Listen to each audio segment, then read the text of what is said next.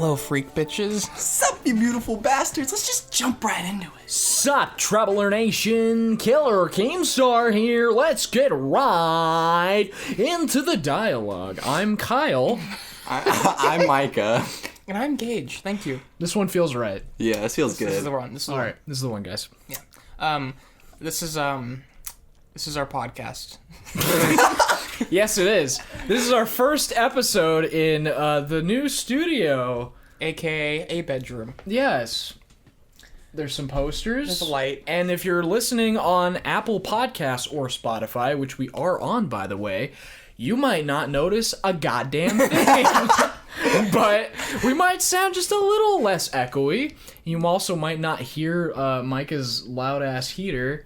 Yeah, which sorry is about an that. improvement. But, Yeah. you know... You might hear children screaming in the background here and there, but can't be helped. But, I mean, you know, that's just some of the drawbacks of Gage's new house. Yeah. Yeah. You know, you're just going to have to deal with that. Yeah, there's just dead children everywhere. Everywhere. Yeah, it's like... You know, I was like on my way here. I was trying to step over a bunch of dead kids to get to your front door. I'm trying to make a joke, but everything that's coming to mind is just like a... Duh. Yeah, not gonna work. Yeah. It's like a massacre at a Chuck E. Cheese. Uh-huh. Those never work. I don't know.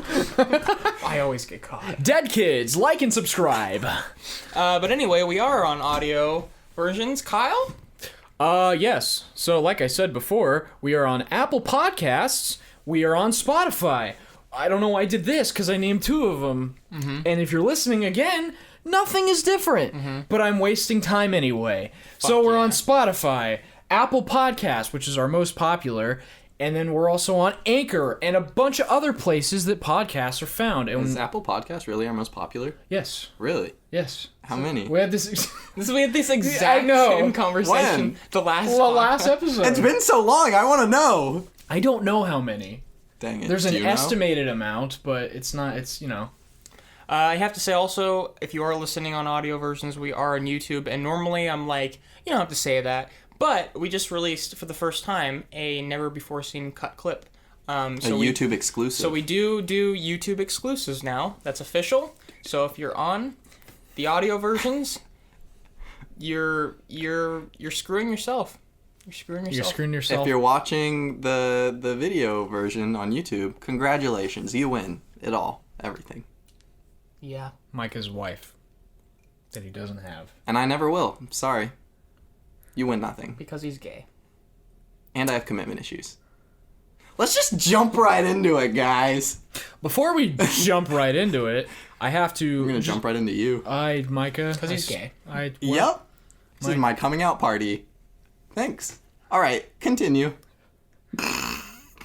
I just have to make a little tiny correction from the last episode, because last episode we announced we have a Twitter page, which we started not too long ago, and I made this big little long speech about how we have a Twitter page, and we're going to be posting updates and stuff, and clips to podcast episodes, and then I didn't give the goddamn Twitter handle like a fucking moron. Yeah. So, if you wish to follow us on Twitter, which I really recommend you do, because it probably helps out a lot with our getting eyeballs and marketing, and just never stop listening to the podcast, okay? Or I'll find you. You'll fuck them? I said, I thought you said, or I'll fuck you. I said, that might be worse, granted. I know I said I'll find them. It's at Dialogue Pod. That is the all lowercase. That is the Twitter. Was Dialogue Podcast taken? Yes. Shit. But I liked it. I think it was too long. Actually. Oh. Dialogue Pod. I was glad that I was glad that I could get that without any like catchy. underscore or anything. Dialogue Pod. Yeah. I like it. Yeah. Diapod. Okay. That's my dog. Those are the dead children. Anyway, so if you would like to follow... I mean, the dog. I totally missed you said that. If you would like to follow us on Twitter, that is our Twitter. And we're also on Instagram. And I think that's it. Yeah. Yeah. Subscribe. Tell your friends. Follow us. Oh, yes. And listen, or not listen. Just cut out every time that I don't say the right thing. Jesus. Just cut to him screaming. Just Here, you say it. I'm trying to. What are you trying to say? The reviews on Apple. Oh, review of the podcast on Apple Podcasts. Yeah, because it helps us out a lot. Please. Yeah. Yeah. Anyway, now that colossal intro is over, let's just jump into it, Micah. I think we've got some quickie movie news. I don't know if I should say this. I'm afraid. What are you afraid of? I could mess something up. Oh. All right. We'll just do some quick... Rapid fire. We got some rapid fire things that probably don't require a whole lot of discussion. If we have any little comments, we can talk about it. But It's been a while since we've been on here, so we got a lot to cover. oh, thank you. Okay. Yes, you are welcome. Quick rapid fire honorable mention movie news. Mads Mikkelsen replaces Johnny Depp in Fantastic Beast. Ellen Page is a man. David Prowse I think it's Prowse. dies at 85. Darth Vader. Any comments? Sad. Tragic. And then there's also the guy who died. I was waiting for it. Because Mads Mikkelsen replacing Yeah, Johnny Depp was right. really sad. Hate that. We could have talked about Mads Mikkelsen replacing Johnny Depp, but we felt like, they're... Like you always say, is the story's constantly developing. Yeah.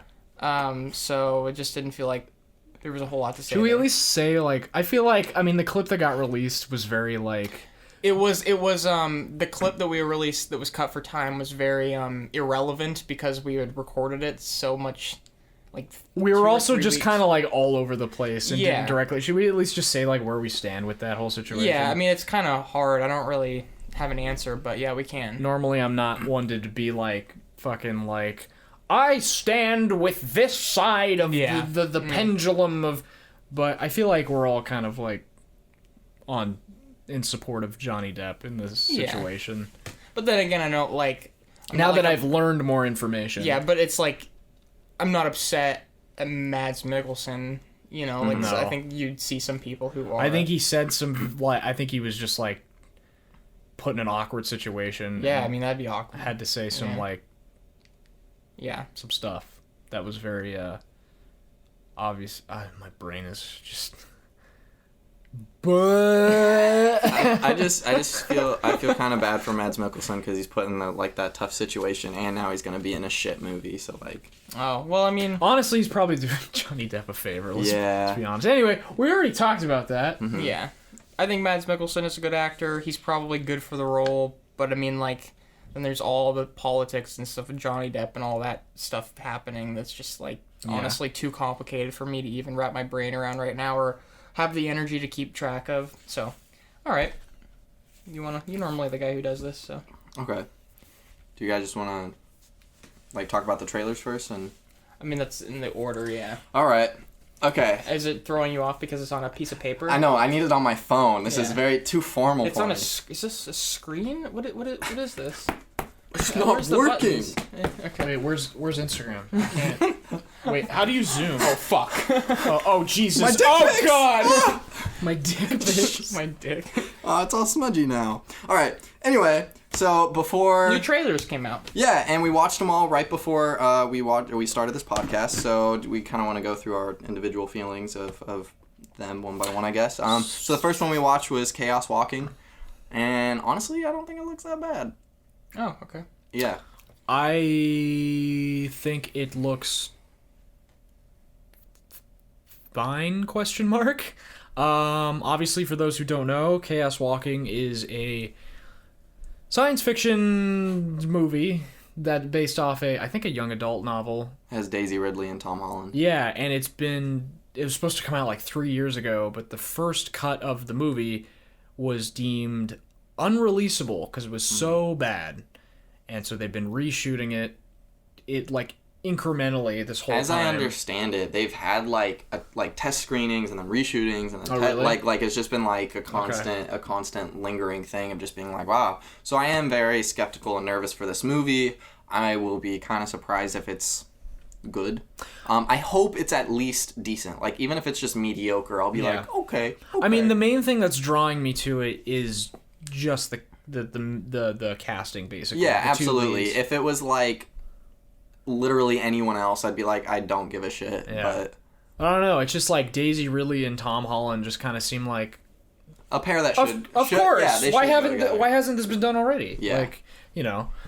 So hopefully they have good chemistry. Yeah. But I mean, if the movie just ends up being a dumpster fire, then I mean, it'll at least be entertaining. You know, there'll be a bunch of 16-year-old girls that'll just be like, Tom Holland! So it'll make its budget back. Well, there was also going to be a bunch of, like, 35-year-old men that are like, Daisy Ridley. Daisy Ridley. Yeah, I don't know what face this is. And then, like, 40 and 50-year-old women. Speaking of Mads Mikkelsen. No, I'm just trying to figure out how much I can contort my face. Ew. Gross. Kill me. Also, 40 and 50-year-old single women will go for Mads Mikkelsen, so there's a little bit for everyone. Yeah, it's just the whole demographic. And Nick Jonas. Damn, there's just... I feel like Nick Jonas is just in shit. Yeah, Like, he's not ever amazing. He's just like... It's like, oh, he's that. There it is. Oh shit, look, it's Jumanji. Yeah. Oh shit, look, it's It's fucking... random. Oh. Yeah. Yeah, I don't know. I thought it looked... I don't know. No, I'm not interested. Yeah. I think... I don't know. I don't honestly just want it to be bad. I think it would be more entertaining if it was bad. Oh, yeah? Because if it was good, it would probably just be generic. There are a lot of very similar things between young adult novel-based movies or whatever, but it's just the whole, like, speaking with their mind thing, no women, I don't know. I think that's the most interesting part Yeah, of it. it's a little unique, and I appreciate that it's not like a group of teens trapped somewhere and they have to fight to the death to get it. It's like, you know, every young... The Maze Runner. Love. The sea. The sea. What? Lagu. What podcast? What? Oh, sorry. I don't know. I feel like Scoodly bebop. I feel like you always have like a mug of something. True. I don't know why. Me I hoy, love mug. I'm apologetic. I think you have like a romanticized like about just having like a cup of coffee, just being like, In the morning, just being... oh, all right, I'm gonna write my screen. Oh yes. And then like Joe Rogan's on in the background. I've just encapsulated Gage, and then he's scratching his ass with like a 12 gauge shotgun. And then I just spend the rest of my my morning reading the Second Amendment. Oh fuck yeah! Read it to me one more time, baby.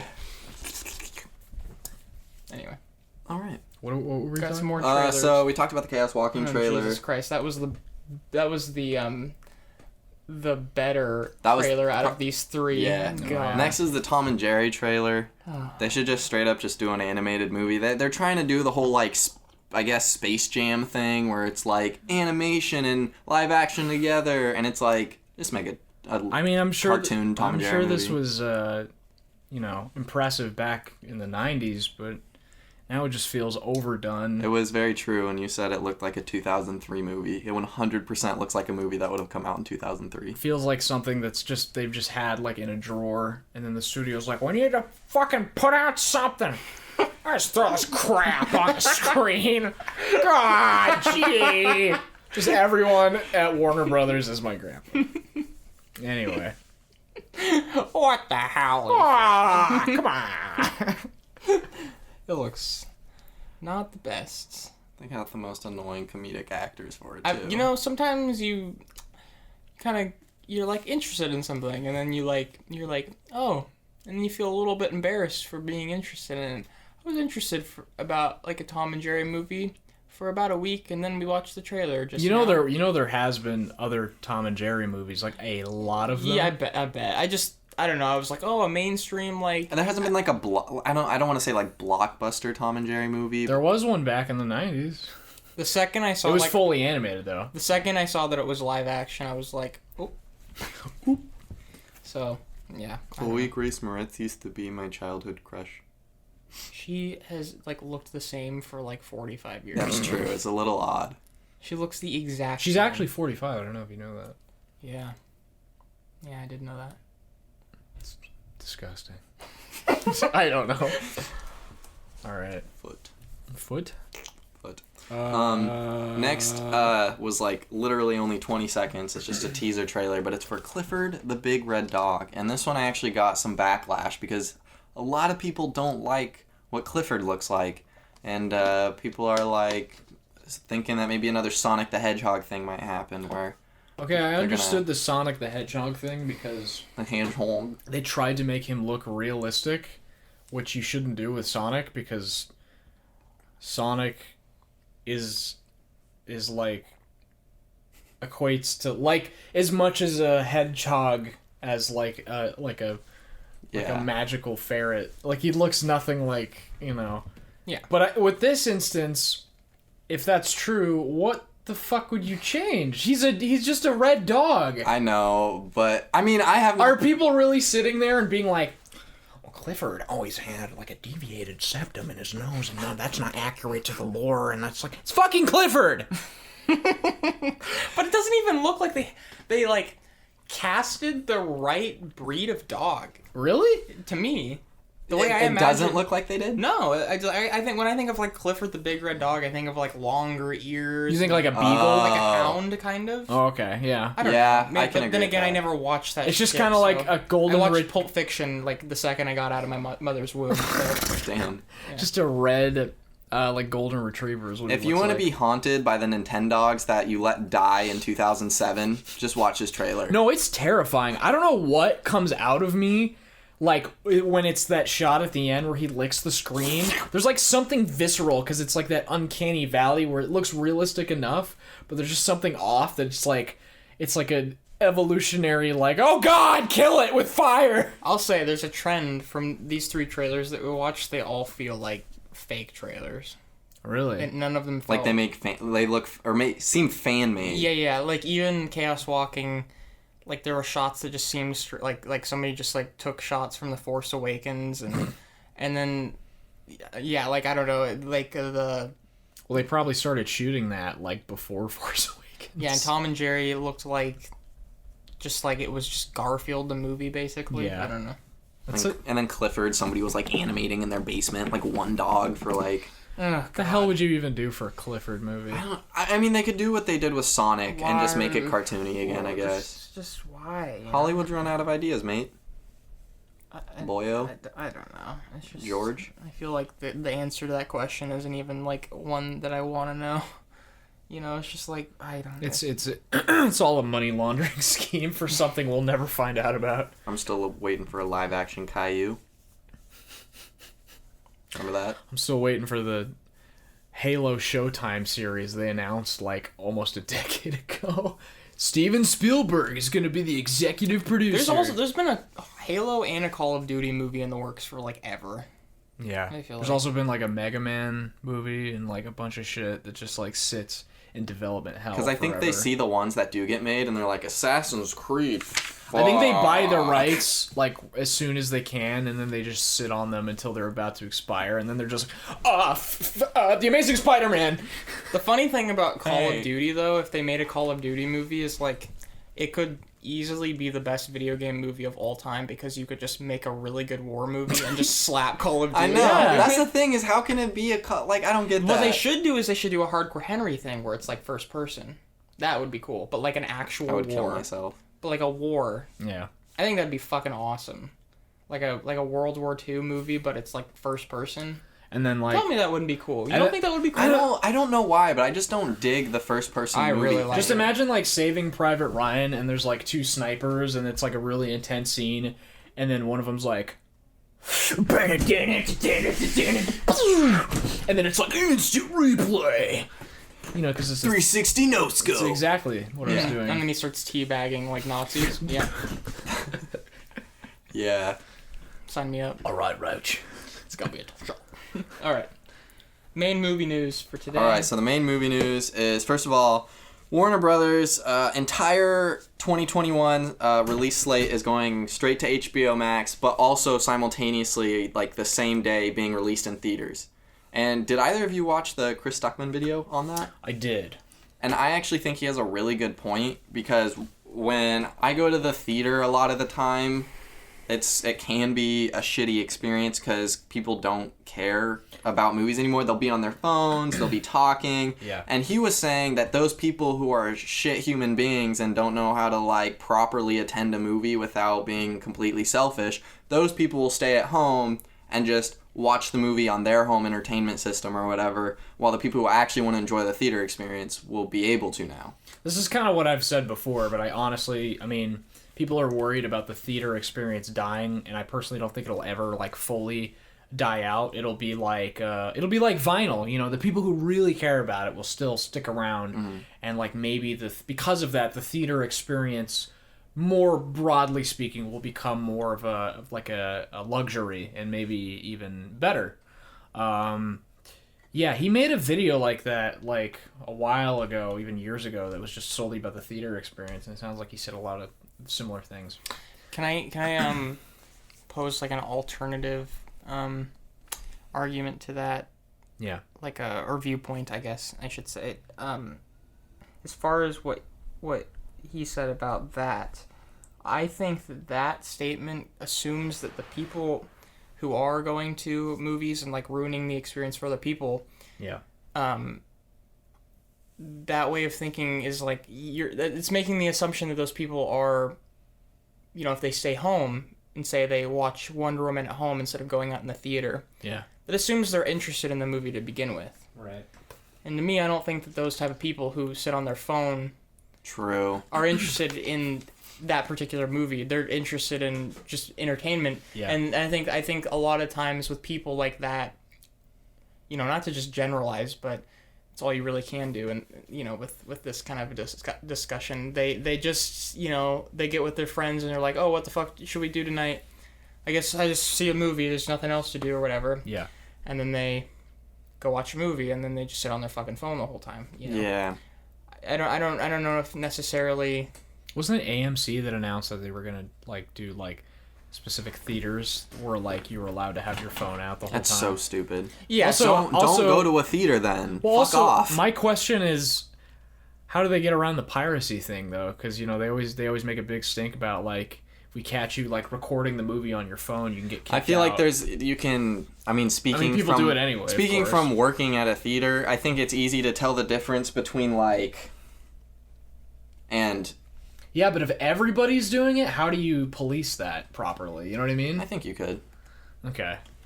I could see it being more difficult, but anyway, that's just sort of my... I mean, the entire theater would be lit up because everybody's screens would be on, so it's not like it would be a dark theater where you're like, oh, I can't see if they're actually doing it. I guess. So, I don't know. You know, as soon as someone's phone is horizontal, I'd be like, hey, what's going on here? People don't film horizontally because they're stupid. Yeah. Like and subscribe. You're all dumb. No. But another thing that Stuckman said is that this would actually be better for theaters because like HBO Max would be getting the profits from their streaming service. Yeah. That they would give more of a percentage to theaters to show their Well, that's movie. an assumption. I don't think we know that. I think he was assuming that. I know, but I'm just saying it could be beneficial. Yeah, but I don't know. Maybe, but that's assuming that, like, Warner Brothers is going to be, like, I could do s- the right thing and not be greedy. I could see right? everybody but Disney doing that. Yeah, I would agree. Yeah. I mean... Disney would definitely be the first to be like... Disney "Oh, would no." actually probably raise it. They'd be like, oh, we're taking 90% sale. We're going to do 95 now. Fuck you. I'm surprised it wasn't Disney who did this first. I'm surprised Right. it was Warner Brothers. Well, they've been kind of, first. like, dipping their toe in it a little bit. I mean, you think Disney would just be like... I mean, I guess Disney, like, makes so much money from theaters, though, so... Yeah. But, I don't know. I mean, this is all just kind of, like, escalating the inevitable, right? I mean, this was just because of COVID, I'm assuming, but, like... Well, yeah. I'm sure, like, in the future, maybe even... I mean, shit. I mean, it's looking like it's going to happen all of next year. It was just like... You'll either be like, oh, do I want to go risk going to a theater, having a shitty experience, and or getting sick, potentially? Or should I just stay home? Because, you know, everyone's got, like, a crazy theater... or a home theater setup anyway. And, like... There are some movies... I know people kind of, like, poo-poo it, especially in, like, the film like snob kind of community of like, oh, you're really gonna watch that movie on your phone? I will be the first to admit I've done it for movies that are just like people, you know, that are just sitting around talking, like very like, you know, that aren't very like visually. Like, it's not demanding. A spectacle. It's not like a big. I've watched them on my phone. I don't do it all the time, but I've done it before. That movie that I recently watched, Shame. I watched that on my phone. I was like, your phone's big enough, you know. So. I don't know. I don't think every single movie needs to be, like, on a big screen. And you can also argue that, like, a lot of the smaller movies, maybe more people would watch them because they're so easily accessible. You know, it's like, how many people do you think, like, in our town would go to see, like, a movie like... The Lighthouse. Or, like, Thunder Road, like, in the theater. And they'd probably be more likely to be like, oh, it's like $3 on Amazon. Oh, whatever. Yeah. You know.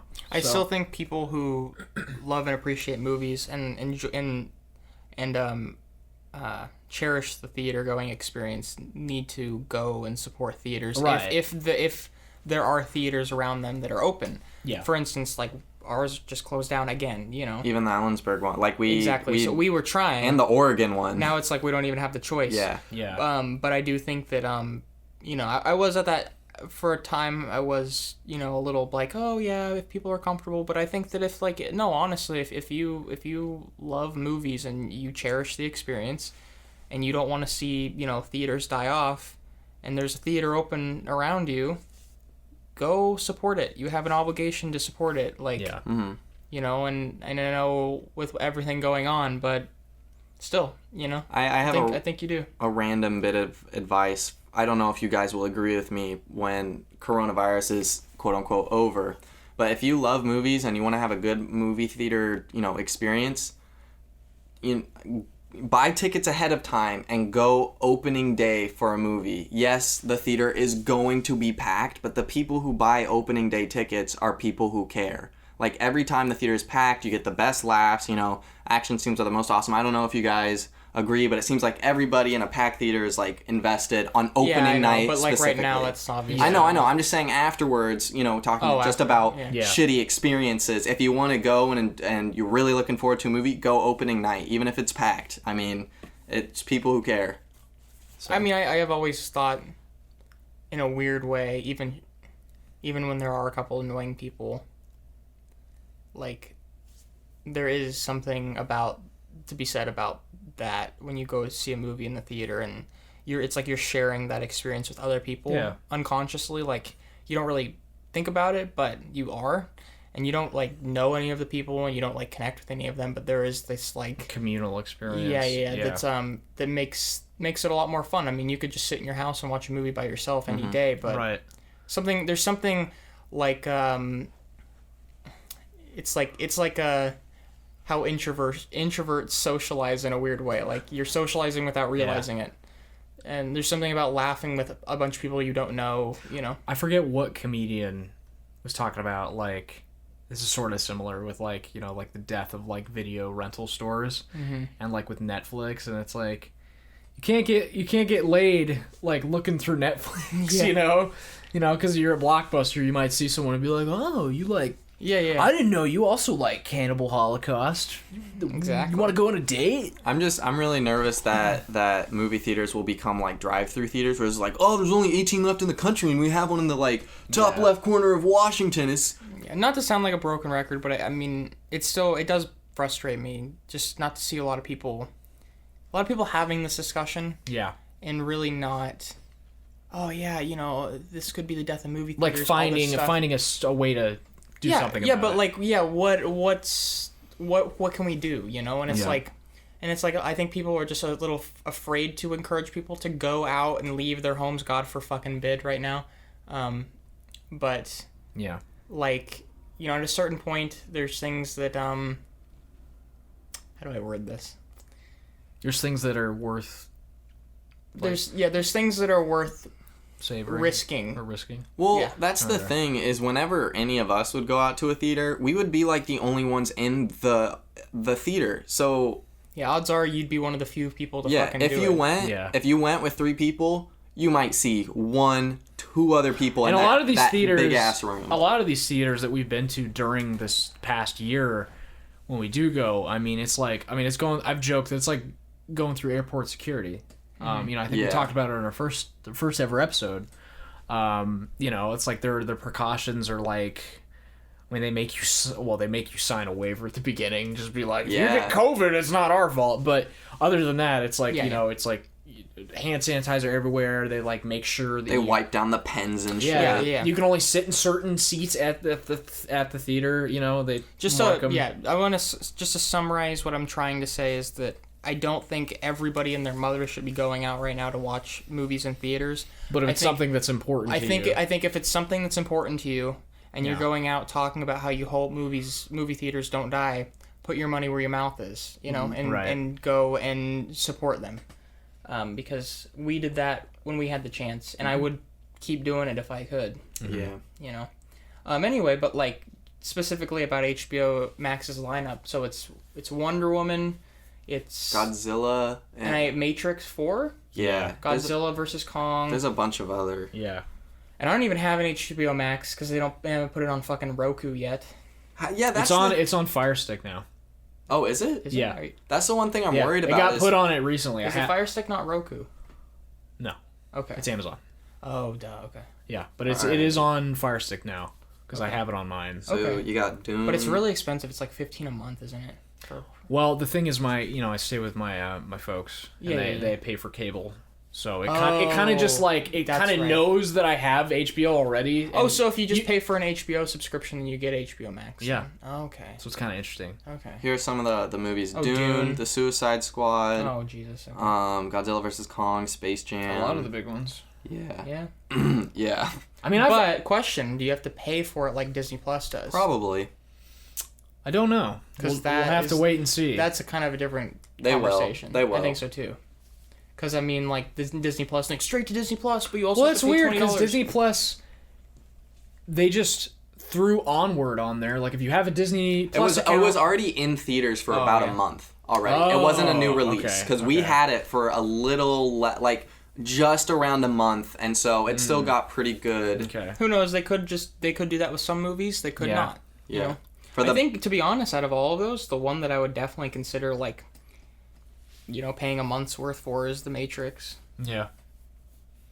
All the other ones, I don't know. But... Space Jam! Assuming the trailer looks good, the last thing the Wachowskis made, I think, was Jupiter Ascending. And that's if the theaters aren't open. I'm just saying, like, the thing I'm most excited for. Did you say Wachowski sisters? I said the Wachowskis. Oh. Yeah, they're sisters. They are sisters now, though. Oh. Yeah. They were... Yeah.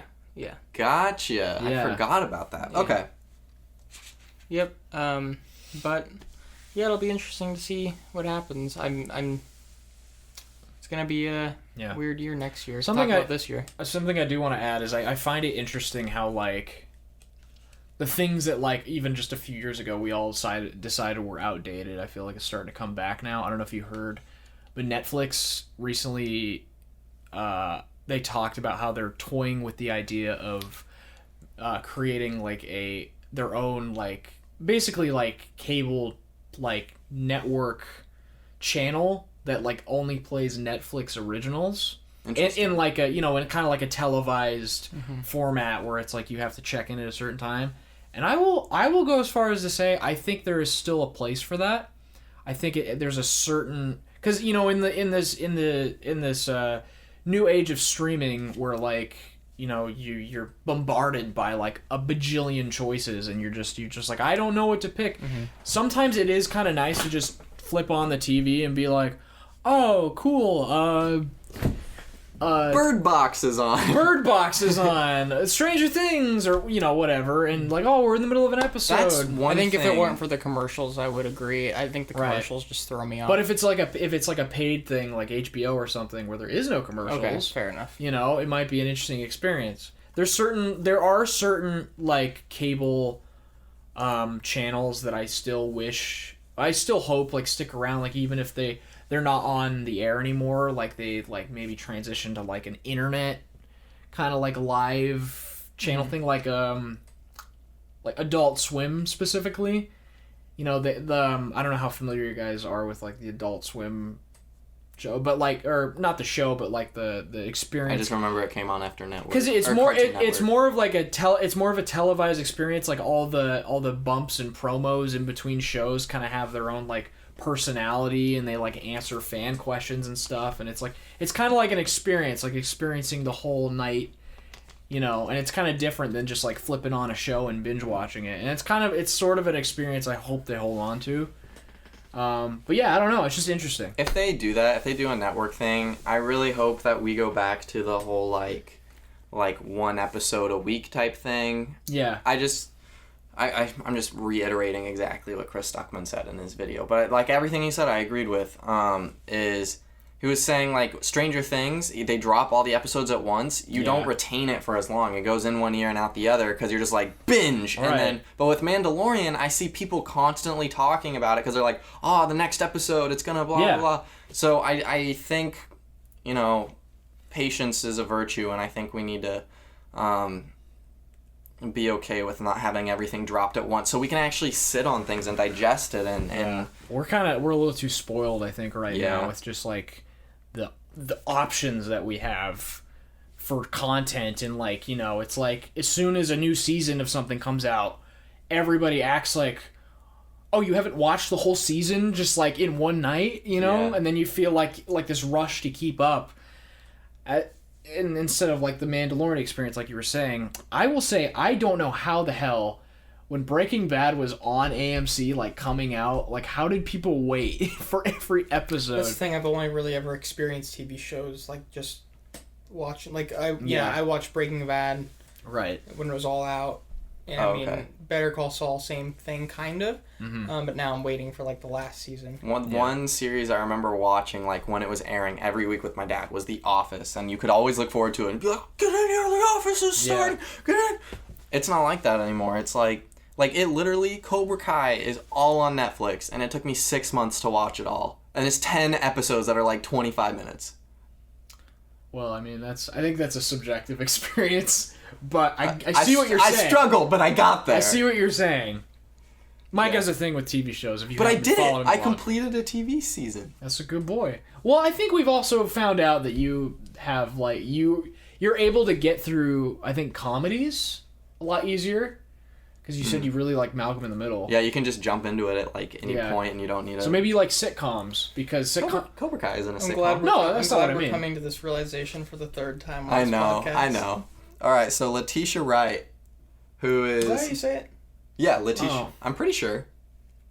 Oh, she's gonna be the new. If I'm saying Letitia Wright wrong, go ahead and tell me. You know, I will say, like, I had no idea what they could do with that Chadwick Boseman thing, and I think her kind of stepping up and taking over that role within the universe makes the most sense, and it's like the most respectable. Yeah. Out of any other option I could that's think actually of. what they did in the comics when the Black Panther character died. Right. T'Challa, I think that's his name. I just don't know how they're gonna play it. Yeah, but when he died in the comics, they literally had his sister take over. So they're just doing exactly what the comics did.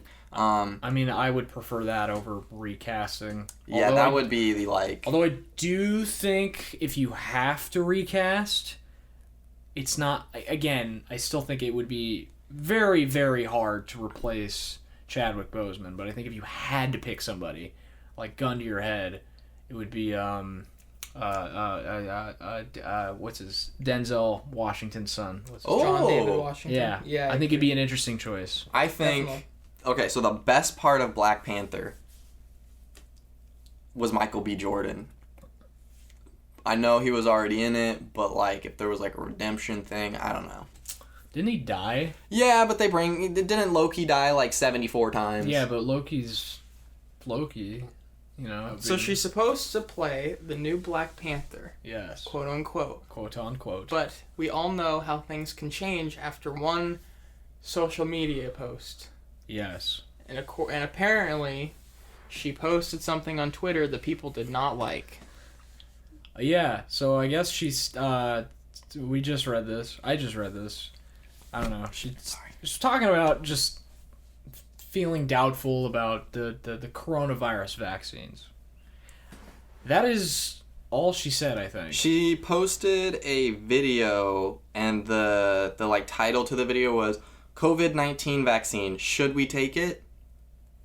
Okay. That was it. And now they're just like, oh. And I would say that canceled is a strong word. She got a lot of backlash Yeah, but like and hate for Yeah. it. They like to throw cancel. they throw the word around like it's like more of a process. It's now. just like the word racist. It doesn't mean anything anymore. Yeah. Yeah. You disagree with me? Racist. Hey, man. I know a racist. You can't see You guys want to know? that. All right, you're not gonna like this direction I'm going, Uh-oh. but it's just Politics. It's just interesting, okay? No. What interests me about this canceling of this actress, I know I'm not even gonna try to say her name because I'm worried that we got it Letitia right. Wright. I'm just worried we got it wrong. So I'm gonna add, okay. This is what I'm gonna do. I'm gonna ad-lib it later, okay? Letitia Wright. Okay. Anyway, what's interesting about her being canceled for the comment that she made is that 3 or 4 weeks ago, before the election, just relax, a lot of people were saying that they would never, under any circumstance, get the COVID vaccine because they did not trust the Trump administration. Right. And whatever. So it's strange to me that the same people are now criticizing somebody for just being like, yeah, I don't know, should we take it? It's just strange. It's very strange how things change like that. Something is acceptable and honestly like the more popular thing to say, and then it becomes the controversial thing to say within weeks. Well, I also think we live in a time now where, like, there's just so... This is going to sound like a very, like, grandpa thing to say. There's just so many people online. On the online. You know. Like, just, there's just, like... Who knows how many followers she had. So, like... And who knows how many people are saying this. Probably at least 6 people. At least. And there could be only like 6 people complaining about this. Complaining like, wow. Exactly. It probably And then is. the headlines are like, everybody's... Blah. Like, when you are a person in the public eye and you have access to a Twitter account and you have an opinion, like, you're gonna have one person at least be like, hey, man, you're not me. You think differently than I do. Heck off, communist. Yeah. Or heck off, Nazi. Or, Yeah. So, yeah, I don't know. It's sort of just stupid. Yes, it is, sir. I don't know what has gotten into me this episode. I feel like I'm You're goofy. I'm real goofy. But I feel like it's forced, and I don't like it. Is that the last one? Yep, that was it. Would you like to take over? You were the one that introduced us to the films. In case you forgot what they were called, they're at the bottom of the page. Well, yeah. I have to cut a lot of What is it? What is it? The Dirties? Now on to the main discussion. So these two movies... Hot take. You're like a robot. Like if something just like Can't one thing like compute. throws your sequence off. You're just Yeah. like, I cannot compute. can't make joke. Can't fart. You know what happens? It's like... This happens... Again, it's happening right now as we speak. I like, before I can respond... My brain thinks of like 3 options at once, and I'm just like, and then sometimes my brain just like bricks, and I just can't. So what you're telling me is that you are a Jewish infantile robot. You evolved. Shit. Now that's a T-shirt. We should do that. Get Jewish infantile robot with just Kyle's face. That face I specifically. think my face is stuck. You're gonna have to call the police. How many years has it been since he started saying he was gonna say the names of the movies? So we've been wanting to talk about these movies for a while. They are 2 movies directed and starring the same couple of folks. Garfield and Garfield 2? Yeah, Garfield: The Tale of Two Kitties. Okay. And what, Odie? Yeah, Odie's in it. Okay, cool. And there's also a scene where John Quinones says, "What would you do?" For a Klondike bar? Why are you obsessed with that show? You said that twice tonight. That is actually kind of funny. What would you do? What would you do if you were forced to That watch show Garfield? It's the cheesiest fucking show. I used to watch it at my mom's Me too. house. Anyway. There'd just be like two kid actors, and then You see a cat eating lasagna. What would you do? What's with Garfield? What does he mean? What is that voice? Have we said the name of the movies That's yet? Seinfeld. The Dirties and Operation Avalanche, directed by Matt Johnson. Yeah. And also starring Owen Wilson. That's not right. Owen Wilson? Are you fucking kidding me? Matt Johnson? And then, wow. Oh, wow. Who's the other guy? His name's Owen. Kyle's response, are you fucking kidding? What the fuck, Mike? I always do that. I'm sorry. What's funny is me and Gage looked at each other for a split he second just and fucking say that? and was like, Wait, yeah, is he- that's right. Wait a minute. We were like, is he joking? I was. Why do I... Oh, gosh. All right. Owen... I don't even know his last name, which is the funniest I part. don't either. Just Owen. Who fucking cares? It doesn't matter. Well, not to Anyway. be a dick to him, but you know, it's we can't remember it. Moving on. Go ahead. I kind of want to look it up now. Yeah, so we've been wanting to talk about these movies for a while. Originally, I wanted you both to experience them. Because Yeah. I discovered The Dirties back in... Williams. I was close. Back in like 2016, I think. It was on Netflix at the time, and I was like, oh, this looks interesting. And I gotten really into it, and it's allowed me to kind of explore the other work of Matt Johnson. Both of these movies are like lower budget, independent, Canadian-made films. So everybody associated with the production is from Canada. If you've never heard of these movies, we're gonna talk about them. And I think my hope is that we'll try our best not to spoil them, because more than likely most of you have never seen these, and I want to expose more people to them. They're both very similar movies. They have the same director, Matt Johnson, who directs and basically stars in both of these movies, along with kind of a mix of the same cast members. And they're both, did I say that already, that they're found footage movies? Yeah. I think I did. But not found footage in the sense of like horror, like, you know, Paranormal Activity, where it's like, oh, jump scare. They're more so like Mockumentary. yeah, Because when I hear mockumentary, I think more like The Office. Just like a drama. documentary style. yeah, I mean, I would still call them, it's like a fake documentary style. But what's interesting about these movies is they're not scripted, and part of them or the majority of it is filmed in the real world. And after discovering Matt Johnson's work over the past few years, it's been really inspiring as for like a, I hate to say aspiring filmmaker, because as a person who also wants to make movies, it has been very eye-opening.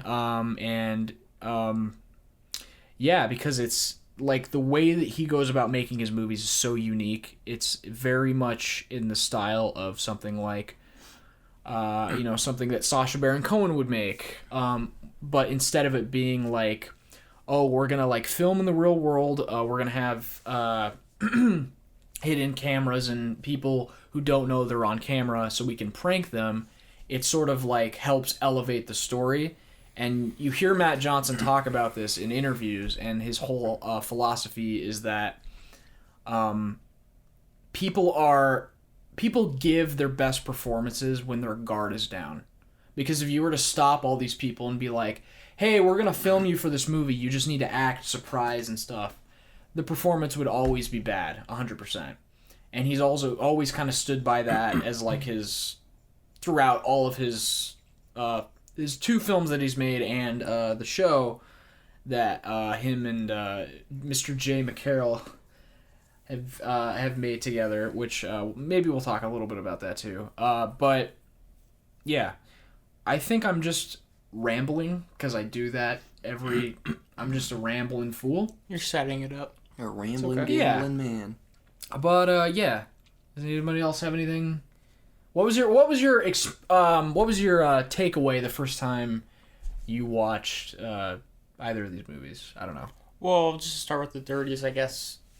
It took me I don't know. I liked it more and more with each viewing. I think when I watched it first, I felt same here. I felt what's the word? Underwhelmed with my first viewing, I think, and maybe a little bit frustrated with the movie because it didn't do what I wanted it to do. Right. Second viewing, I liked it more. Third viewing, I think I really like it. Okay. Interesting. I don't feel like you don't typically do that with movies. Or maybe you do. I don't know. It's... Yeah, I don't know. It's tough to say. But... Well, yeah. The Dirties specifically is kind of it's definitely more of a unique movie than Opera. I mean, they're both unique movies, but I think The Dirties is kind of hard to figure out on your first viewing. I agree. Because you're not really sure what it's trying to do, and the tone is so, weird. Right. I mean, it's kind of hard to talk about The Dirties without spoiling it, essentially. I mean, the premise... I guess we'll talk... Unless you want to talk about, your first impressions like he did. Just generalizing, I remember when Kyle was like, "Oh, let's watch Operation Avalanche," I was thinking of some stupid out in the snow ski people climbing mountains. This sounds retarded. I don't I don't like movies in the snow, and it has nothing to do with snow. In case you wondered, right? Operation Avalanche is just about NASA and faking the moon landing. So so just to kind of finish introducing both these movies, The Dirties is it is a micro, maybe even I guess you would call it a no budget movie technically. On IMDb and everything, it says they made it for $10,000, quote unquote. Although that's usually a rough estimation of stuff. I mean, I think they really just had no money in general, but it's probably just all the equipment costs and everything. And the premise of the movie is Matt Johnson, who also directs and stars in the movie. Him and his friend Owen play two high school students who are getting bullied in this by this group of people in their school who they've nicknamed secretly the Dirties, is a way to kind of mock them behind their backs. And right off it's very much established that they're film nerds, which is very I think it's a big reason why this movie appeals to me personally, because it's a very authentic interpretation of a film nerd. It's not a very Hollywood eyes. Yeah, I agree. I see myself and some of my friends on the screen. What would be a Hollywoodized version of a film nerd? I don't know, anything Anthony Michael Hall plays, or Breakfast Club, or the guys from Scream, Jamie Kennedy's character, or I don't know. I can't think of a good example, but it's so the premise of the movie is they're being bullied by this gang called the Dirties, and so while having to make a project for their class, they're sort of I'm doing a horrible job. It's they have to do a project for their class, and it's they decide to make The Dirties into a movie to show their class, and they get bullied pretty hard because of it, and they decide to make a sequel. I guess that's the best way to... Well, the whole premise... I just don't want to, give anything away. Yeah, it's hard. It's hard. It doesn't sound great, but, when you want to describe without giving something away, no, it's that's tough. right. I think that's why I'm struggling. Yeah. Because, I would even go as far as to say, reading the synopsis, and... The trailer is almost a spoiler. The synopsis, just to read what it says, I think, on IMDb it says two friends are making a movie about getting revenge on bullies at their school. Mm-hmm. One of them isn't joking. Yeah. And I think that sets it up. Yeah. Okay, that's a good way. Yeah. Yeah, so you kind of anticipate, it's sort of I guess I would describe it as technically like a comedy drama. Both movies are actually really pretty funny. That's what I enjoy about both. You don't expect them to be funny. They're dark too. It's a really good mix. Especially the Dirties, because like it goes in a very, very dark place towards the end, but you don't expect that going in. You're like, what the hell? This is funny. So I think for a lot of people, it's sort of like they kind of write it off as like when they first see it as like, oh, this is bad. This isn't like intense at all.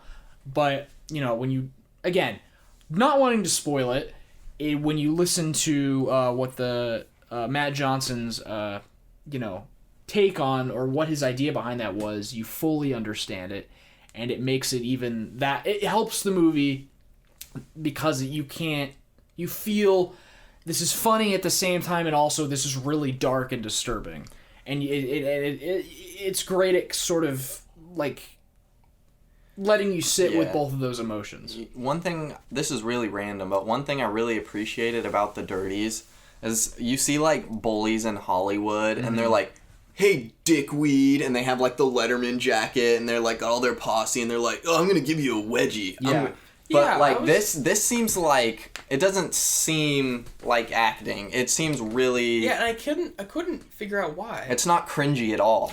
I find Hollywood bullies so the cringy. Way that they write these movies, quote unquote, because they don't actually have a script. It's just bullet points. Yeah, so they like bullet it out like with index cards, like beat for beat, and they figure it out, and they're writing it in the editing room. So they'll shoot a scene somewhere, maybe anticipate something happens...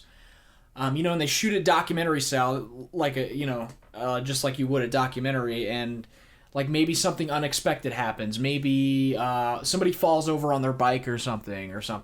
And then like in the editing, they'll all get together and they'll figure out, maybe we can use this and set it up in a previous scene, and so it's like they're writing it backwards, and that's kind of like how they make all their stuff, which I find super, super fascinating. Hey everyone, it's Gage. Sorry to break the flow of the conversation. I just had to say really fast that I was a douchebag and forgot to empty the memory card in our recorder prior to filming this episode, and it unfortunately ran out of space and stopped recording about halfway through, which is the point we're at now. So unfortunately, the rest of the podcast is going to be on camera audio, which sounds like a muffled fart. I apologize, but it's better than, either releasing half an episode or not releasing one at all, so I figured it was better this way. I would just suggest maybe taking those headphones off you're wearing if you are wearing them, because it's not pleasant to the ears. Anyway, enjoy the rest of the conversation. We're talking about the Dirties and Operation Avalanche. Have a good one. Take it away, narrator from SpongeBob. 3:28 a.m.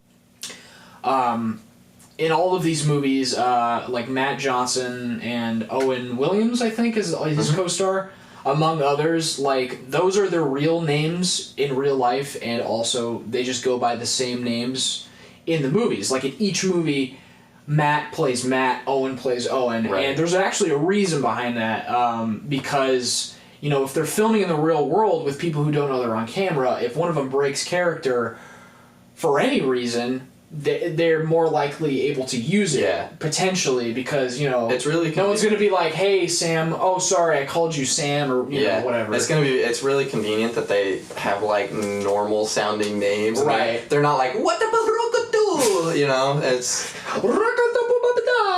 And that way, people are like, oh, this is my buddy, what I got over the Guido. Yeah. Yeah, but, yeah, I don't know. It's just cool. Anything else to add? I actually liked Operation Avalanche more than the Dirties the first time I saw both, and with the second viewing, I like the Dirties more than Operation Avalanche. I like the Dirties more as well. I think the scope of Operation Avalanche impressed me a lot more the first time, and so once I got past like the scope, like it was like bigger and like had cooler sets, and what they were doing with the premise. I guess just the story, I wasn't as impressed this time, because, I had already seen it, not that it wasn't impressive. No, I'm on the same, but, again, just the plot I feel exactly the same way. I remember when I first showed you guys the movie, both the movies, I told you I liked the Dirties more, and you guys were like, really? And now you're like fully like, and this is exactly what happened with me. It was like when I first saw Operation Avalanche, I thought I was like, oh, this is like massive improvement. But now, even though the Dirties is like, you can the more time that goes by, the cracks show a little bit more, and it feels more like a student film. It's still like way more unique, and it sticks with me way more. I think Operation Avalanche has a weaker first act. Okay. Where I feel like the Dirties is like very consistent. Right, I agree. Yeah. Even though the third act of Operation Avalanche is extremely strong. So. Oh yeah, it's the best part of the movie. And it's definitely not bad, but it's just it is interesting. Like I had the exact same experience when we watched Operation Avalanche. I was like convinced that it was. I don't think we brought up what Operation Avalanche is about. I said it's NASA and faking the moon landing. Yeah, that's just like the bare bones. This is kind of weird because we're kind of like talking about both movies side by but side. they're so comparable. Yeah. And I do want to talk about this like really quick, like afterwards. But like their structure is like super kind of samey. Yeah. But I did want to talk about that after you say what you're gonna say. It's very similar to like the Cornetto trilogy, where they're not direct sequels, but they're like unofficial sequels. So there's like little things that like make them comparable to each other, and like certain lines that they decide to reuse. So put your mic on duology. That's what it's called. Duology. Yeah, but like, there's like similar characters and archetypes and stuff. Like each of these movies are sort of, even the show, Nirvana the band, the show, which we'll talk about a little bit. It's like there's this theme of like Matt's character. It's like he's trying out of his way to like do some sort of scheme or achieve something, but he'll do anything to get what he wants, and he thinks it's okay because he's apologizing for it constantly. It's like, I know I pissed you off or whatever, but I promise it'll be worth it in the end. That's like a very similar theme. And he's like losing himself Owen and like his friendship into it is also a big part of it too, and the show also. But yeah, Operation Avalanche is similar in certain themes. They're both technically about two guys making a movie.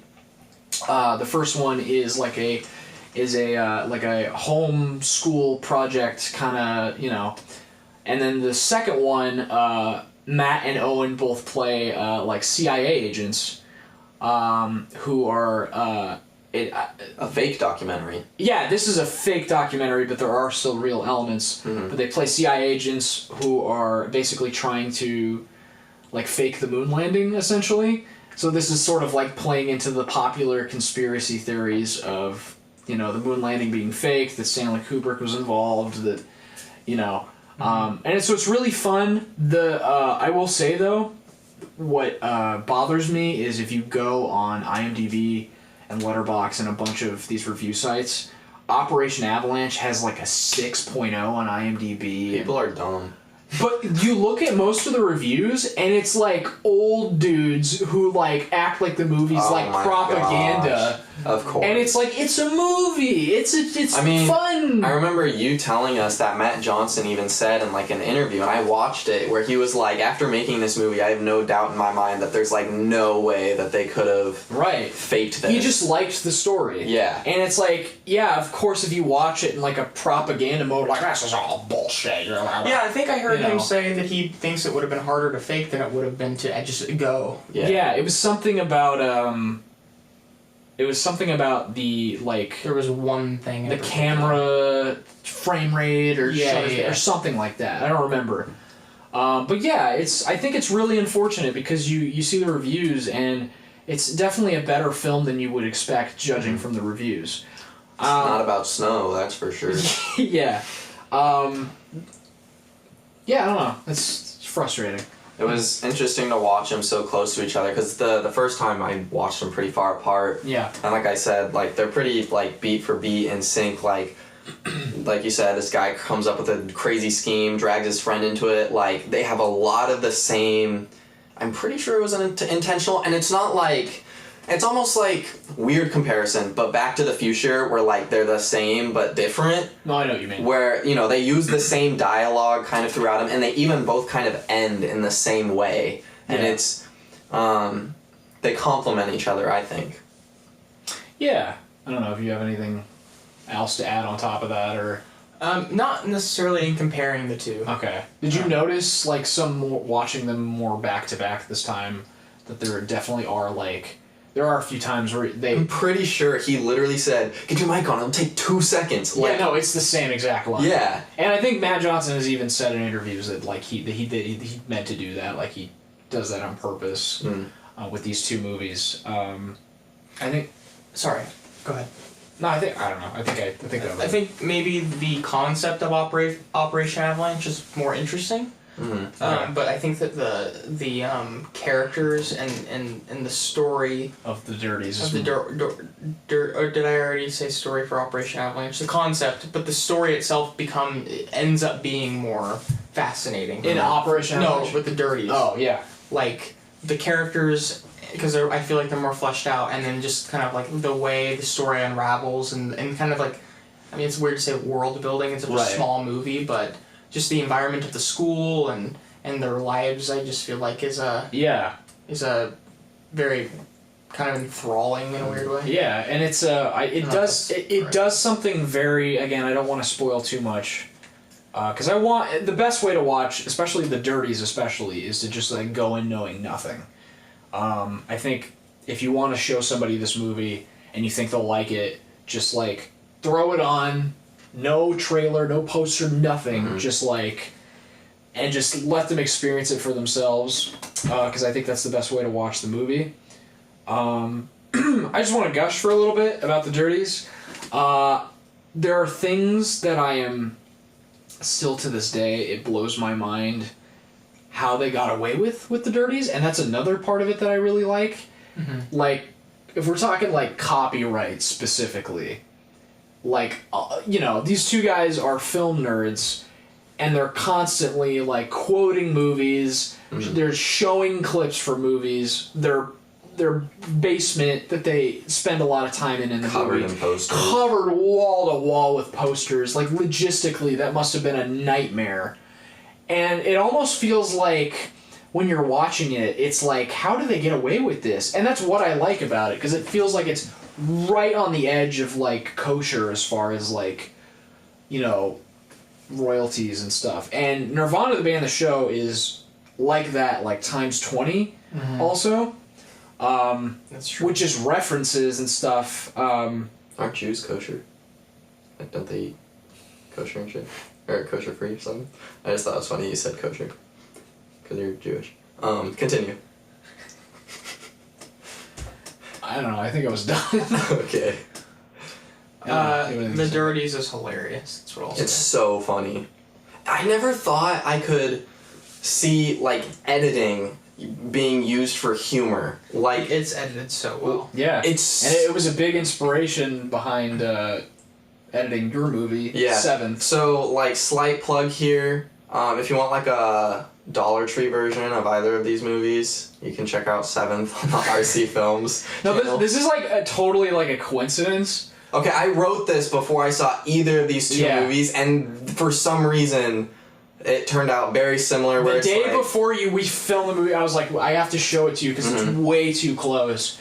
And it became, like, a huge inspiration for, like, how you guys decided to shoot it a little bit and how I decided to edit.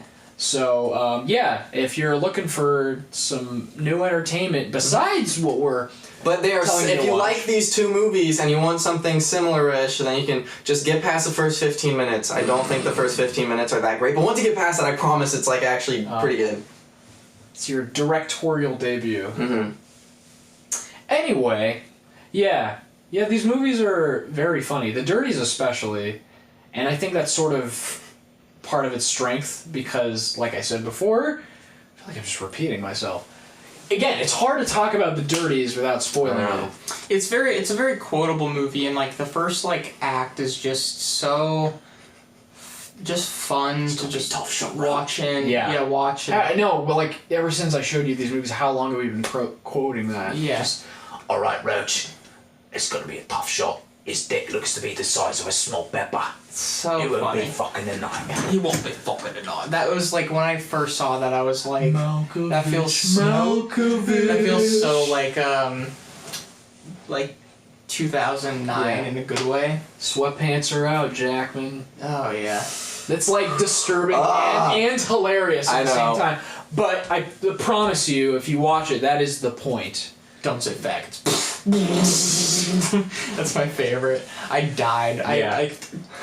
I think we said this when we were watching the movie, and I really do think that like a big part of what makes these movies work is Matt Johnson as the character in both of them, because like, well, if you see him in interviews, you find out very quickly like, other than very obvious character traits that are written for the movie, he very much just is that person in real life. Just kind of zany, kind of like mind moving like a million miles a second. Like when he gets an idea, like you're with him, he's like, okay, what if we do this? What if? And you're just like totally into it. He's just like totally engrossing you in like, the movie. He's 100% believable, like as an actor.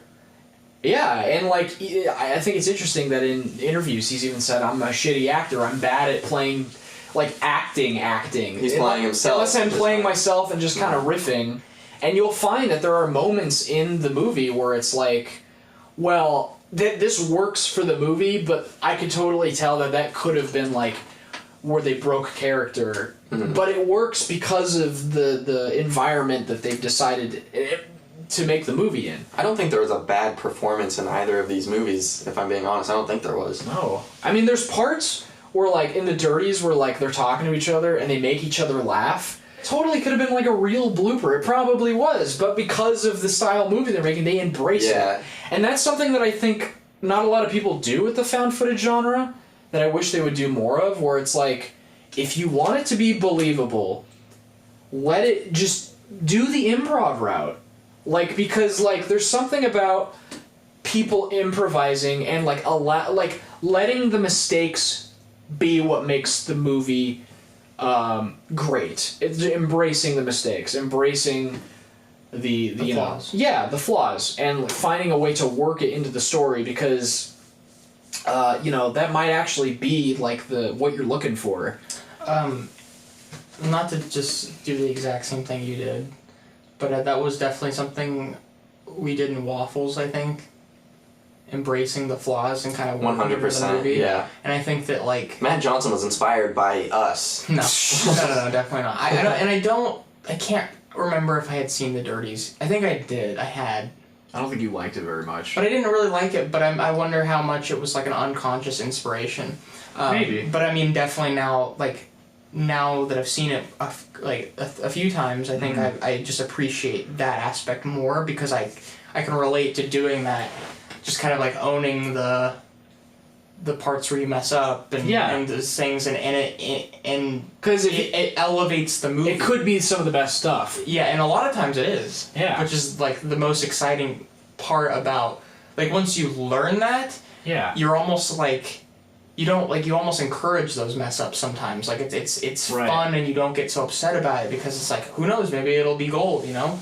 I mean, that happens on this podcast where, like, we do things that we're like, we don't think are gonna make it in, or, you know, we're just being dorky and stupid.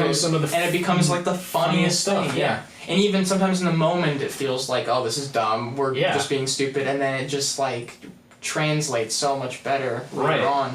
I also think what's cool about these movies is they're both movies that you couldn't make them and have them turn out as good or as interesting if they were like both big studio movies. Or even if they just had a script, I honestly don't think it would be as good as it is. It's like the new Blair Witch movie. Now, I haven't seen it, but I'm told that it's, people... Good example. Yeah, people say it's not as good as the original. Look at the newest Paranormal Activity also. Yeah, because its budget was too big. Yeah. Like, when you have, like, studio money and all the insurance and shit that has to be covered, and the quality assurance and stuff, like, you're never gonna get a movie that feels like so stream of consciousness and off the cuff like this movie. Yeah. So it's like embracing your limitations, which, if you're an up-and-coming filmmaker, is... I said up-and-coming, very odd. Up-and-coming. Up-and-coming. If you're an up-and-coming filmmaker, this is very inspiring. Yeah, definitely. And, like, I don't know, every time I watch these movies and revisit them, I just get excited about just movies. Because you can tell that everybody who makes these are, like, super passionate, and just there's passion and effort in just every single frame. Especially with the Dirties, because it just sometimes feels like it just makes me want to just like record shit and make a story out of it. Yeah. You know, not to say like that's as simple as it was, definitely not, but No. But it proves... But sometimes it feels like that. Sometimes Right. It makes like you. It's the type of movie that makes you want to go out and make something. Yeah. It proves that you can make like a good ass movie. Like if you want to make movies and you're like, oh, I just don't have the cameras, I don't have the actors, I don't have the... Take you and your buddy and hell, grab a phone. That Use the fact that you don't have actors, you don't have an expensive camera as your... Write it into the story. Like, use it as the thing that makes you stand out. And you might actually, like, strike gold. And also, like, it gives us more movies that don't fit into, like, the same, like, conventional structure. And it was really exciting to discover these movies and be like, wow, like, this really opened my eyes. Movies don't have to be this... We don't have to think of movies in this very, like, small box. Yeah. I really like...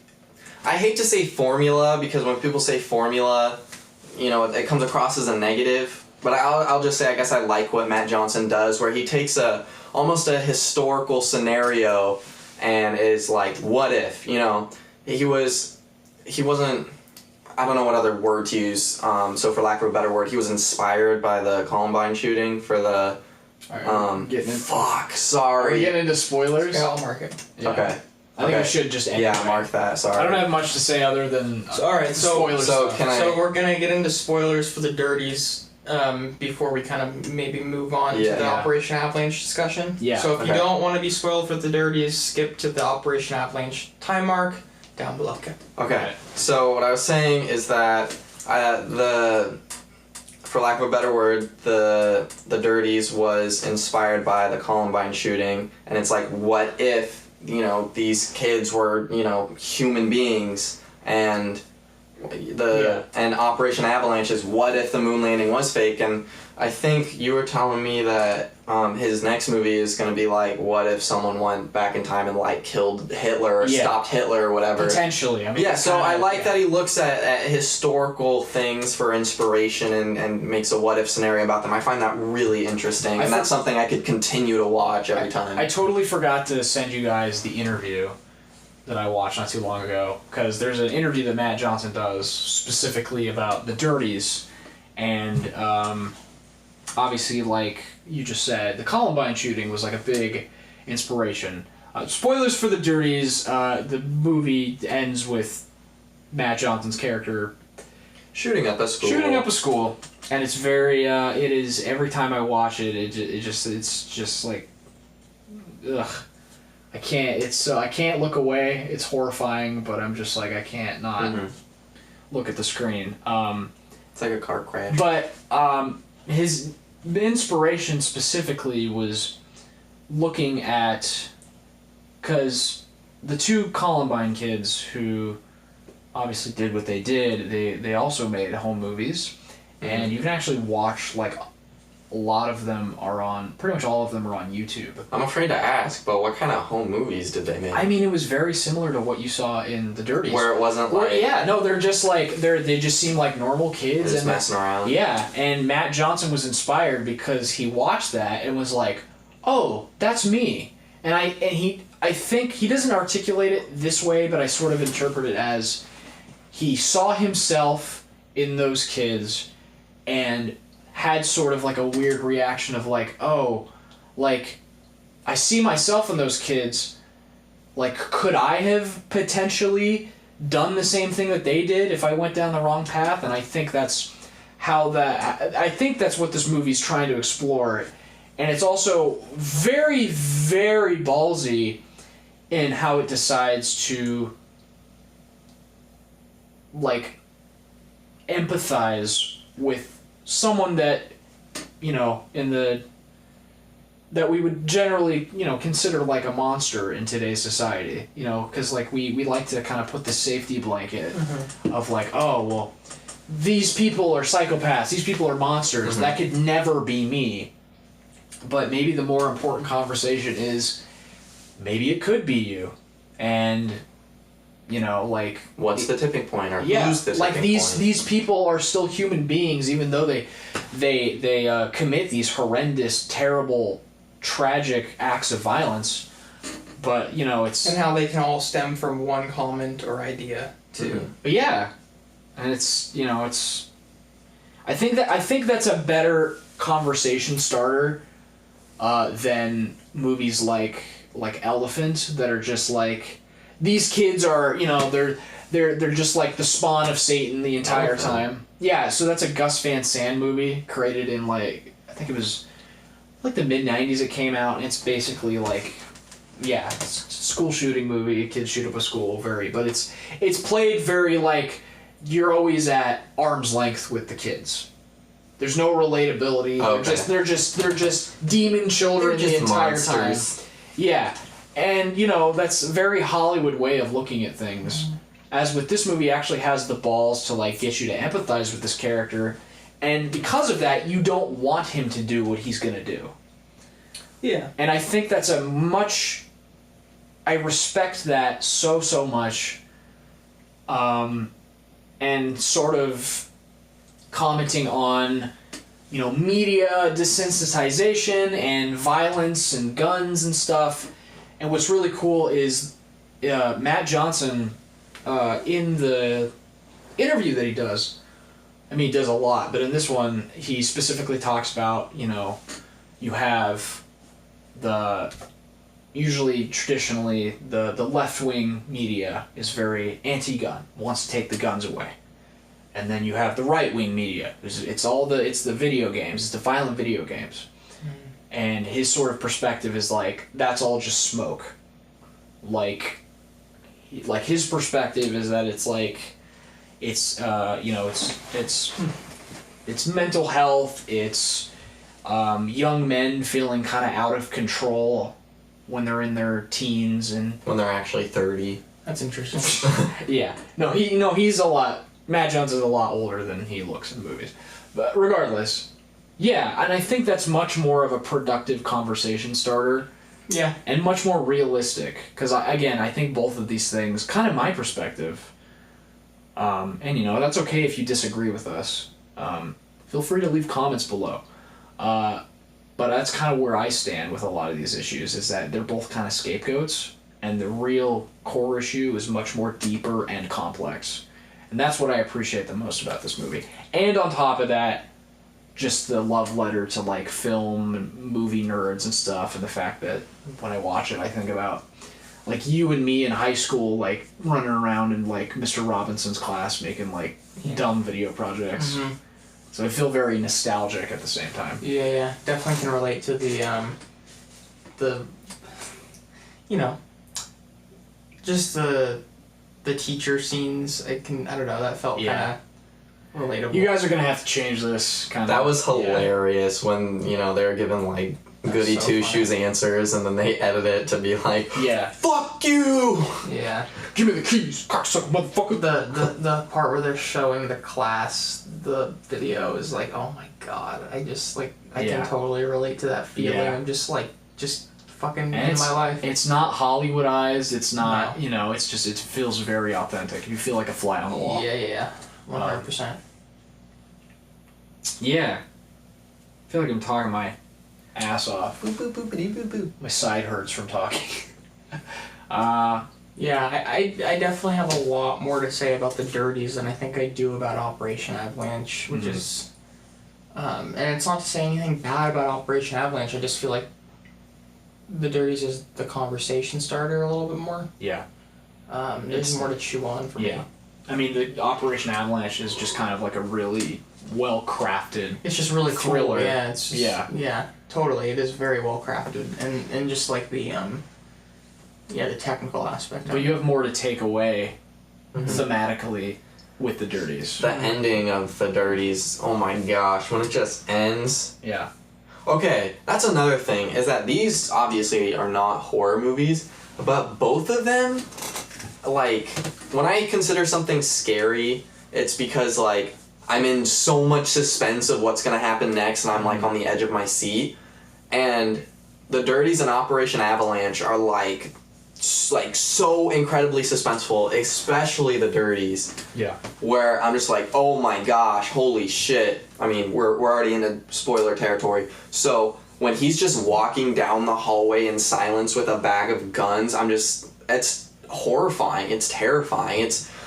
Both of these movies build up suspense so well. Yeah, when he's setting up the cameras, that's when I'm just like, fuck me. Oh yeah. Mm-hmm. And I mean, they just really draw it out. The emotion is like exactly where it should be and needs to be throughout the entire movie. Yeah. It's perfectly displaced. And there are, I know you were talking about before we started that you wish the ending was just like 5 minutes longer. Mm-hmm. And honestly, like, I've heard that critique from a lot of people online. It's very famous that they wish it was just a little bit longer, and I think it was just for budget reasons that they couldn't. Yeah, I don't know if you want to have anything more to say. Yeah, like I don't dislike the ending. I just feel like it does end at the high, but it's like we didn't quite reach the right. the summit in a weird way. Yeah. It felt like it was cut off just a little bit too soon. Mm-hmm. Not to say like, oh, I wish he killed more people, but I feel like there could have been a little bit more before that end. You know, and I don't know why. I don't even necessarily. I'm not really sure why, to be honest. Just a little bit more. I think it would have been interesting and kind of like terrifying to like see like, you know, the cops come in and like either him get gunned down, I guess, Well, what would or been... like put into like a police car. But again, they did not have the budget for that. They spend so much time building up to it, and then it's like 30 seconds in, and it's like kind of over. And I think that I just kind of wish you were given a little bit more time to sit in on what was happening. I think if the movie had like a slightly higher budget, they would have. Maybe. I think that what they should have done to continue on the trend of showing these people as like human beings, I guess, and also, I think the Columbine thing. Afterwards, there was so many like lies spread in the media. Yeah. I think it would be interesting if they went into that too, because you know, when that happened, they were like, oh, they were part of this club called the Trenchcoat Mafia, and they were like really sketchy, and all the like the Trenchcoat Mafia was this group of kids who would get together and play Dungeons and Dragons, and were just a bunch of nerds. Yeah. And they made it out to be like, yeah, they like had weapons, and they would get together and like, you know, do death threats and stuff. Right. And like so much stuff was twisted, like much more than just that. But that was just a small thing. I would have been interested in this movie to see like oh yeah, I knew that guy, man. He was always talking about like, I don't know, just a little snippet on the news or something. I don't know, just further go into what he was saying about that type of situation, I guess. And there's so many times in the movie where like either he's walking around with like a big ass duffel bag. Oh my gosh, he literally tells someone, he's like, we're planning a school shooting, and they're like, okay. Yeah, or like a teacher sees him, and then they're just like, all right. And there's like so many times where it's just like somebody could have said something and stopped him, you know. I definitely think that's definitely some like social commentary. It's like his with this character, like comedy and tragedy are like kind of one and the same. Well, his life is like a movie. Yeah. He doesn't know. Exactly. You don't know when he's acting or not. His life's a fucking comedy. Yeah, I know, it sounds like something I joke. It's almost like he's disassociated himself with like the actions that he's doing, because it's like all a performance. There's even that there's that scene where he's watching himself get like beat up, and he's like, isn't it crazy how like you just like watch yourself, you know, and it just after a while doesn't even feel like you, it just feels like a different person. He has to like ask his mom and his friend. He's like, am I crazy? I think I'm crazy. I'm reading the definition for crazy, and you know, that's he's literally being like, I sound like a sociopath or whatever, and no one says or does anything when he's reaching out to them. He's literally reading a Columbine book and being like, oh, and this sounds like me. And I mean, he's doing it in a very jokey way like he does throughout the movie, but I think I've always interpreted that as his way of, like, that's the cry for help right there. You want to talk about Operation Avalanche? Yeah, I feel like there's not as much to say. Yeah, I agree. I feel like it's almost the exact same movie. That's harsh to say because it's still a really good movie. Yeah. It's like the same movie, but still good. But the Dirties just did it better. The Dirties is definitely the comedy, the better, like, experience, I think. Mm-hmm. Whereas I think, like, Operation Avalanche is just impressive. How it's presented is, like, the best part of the movie. I think it's smarter. I think a lot of the reasons and ways they show it being faked, I'm just like, wow, that's really smart of them to come up with that. Yeah. And the Dirties just feels like a bunch of kids running around with camcorders. Because, I mean, it kind of was. In a lot of ways. Yeah, I'm always really impressed every time I revisit Operation Avalanche and just being like, oh wow, they had to find all these, and they also filmed a good chunk of it actually filmed it in NASA without NASA knowing what they were doing, which blows my fucking mind. It's insane. They just told them they were filming a documentary. And they just let them in? But I mean, that's not lying because, I mean, the characters, that's what they're doing, So it's like, it works completely for the story. You just tell everybody, yeah, we're shooting a documentary about the moon landing, And it's just, it's insane. I guess NASA wasn't very happy when they found out about the movie, but through copyright law and stuff, and I mean, they never showed like the NASA logo or anything. No, they do. They do a couple times. I guess it's in the background. I guess I'm stupid. No, you're fine. And then the fact that the whole thing looks like it was shot on like 16 millimeter. I like that it progresses, like the film. Yeah. That they're using gets better. There's even parts that I pointed out. There's parts that like. It's implied that the certain part that you're watching has been run a million times, so there's way more scratches. It's like really, really smart. You see him editing the movie that you're watching in both movies, which is really cool. Yeah. And it creates a better reason for why, because in most found footage movies, you're like, well, why would they be filming still? Why would they? Yeah, that is definitely. Why is there music added in? It creates a very genius reason for Operation why that is. Avalanche definitely feels more like you don't question it as much why it's being filmed. Yeah. Whereas like with the Dirties, you're kind of like, what the fuck? Yeah, the characters, it's weird because in Operation Avalanche they mention and talk about the camera guys, and there's literally one instance in which they ever pay any attention to the camera guy, and there's like one a chip or one Cheeto or something. Yeah. Want some popcorn. But it creates kind of like a mystery too, which is kind of cool. But it's also weird because like. And this more so even applies to their TV show, Nirvana the Band. Yeah. Where, like, the actual camera guys are also kind of characters. Like, they refer to them in the same names because they're the same people, and, like... So they're almost characters because, like, every once in a while, Matt will look at, like, the screen and just be like, Jared, did you get that? Did you get the... And then maybe you'll hear his voice for a second. There's even parts in Nirvana the Band where like they're all in the same universe. Where like somebody, like maybe one of the characters does something and then the cameraman will like, he'll pick up something and then he'll be like, oh, so it's almost like it's almost like they're characters in it too, which is just like super unique. I don't know. I feel like that's all I have to say about Operation Avalanche. Yeah, I like them both. I would highly recommend both. I think I like the Dirties a bit more now. Their show, made by the same crew, Nirvana the Band, the show, might be one of the most like overlooked pieces of television in the last like isn't Nirvana several years with like two ends, three ends. Oh right. Yeah. Seek it out if you like. If what we have talked about in this episode sounds interesting at all. Imagine that, but it's like a full-blown comedy. And... it's literally bonkers. Yeah, if you like stuff like Nathan For You or like anything with Sacha Baron Cohen in it, you'll probably get a kick out of it. Except for it's not political. Yeah, and it's not a prank show. Just I encourage you to go watch that. Maybe we'll do an episode on that. Maybe we won't. I don't know. Or 7th. Or 7th. Watch that one last. Yeah. Or something. Or Waffles. Or The Apology. Or Not So Amazing coming soon.